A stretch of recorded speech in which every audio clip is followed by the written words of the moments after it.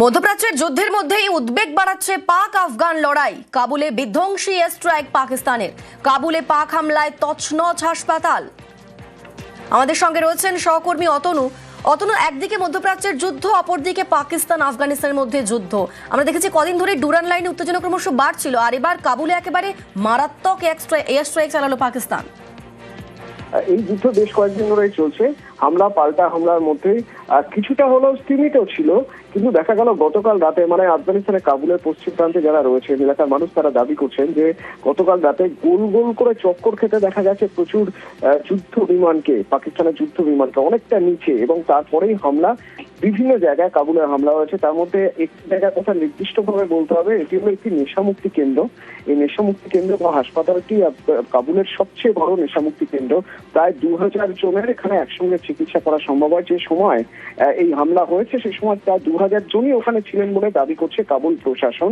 এবং এই 2000 জনের মধ্যে থেকে এখনো পর্যন্ত 400 জন মৃত এবং হামলায় 250 জনেরও বেশি গুরুতরভাবে জখম বলে দাবি করছে কাবুল।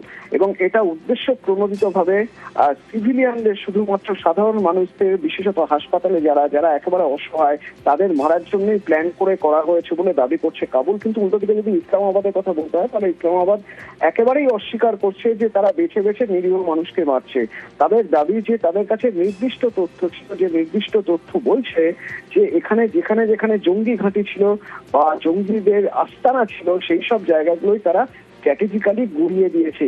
স্পষ্টভাবে ইসলামাবাদ অস্বীকার করছে যে কোনো হাসপাতালে তারা বোম্বিং করেছে বা কোনো এমন কোথাও বোম্বিং করেছে যেখানে সাধারণ মানুষের ক্ষতি হয়। কিন্তু এই যুদ্ধে এখনো পর্যন্ত বলা যেতে পারে আফগানিস্তানের ইতিহাসে বোধহয় বিরলতম ঘটনা বা নজিরবিহীন ঘটনা যে একটি মানসিক স্বাস্থ্য কেন্দ্র বা নেশামুক্তি কেন্দ্র, সেখানে 400 জনের মৃত্যু এক রাতের হামলাতেই।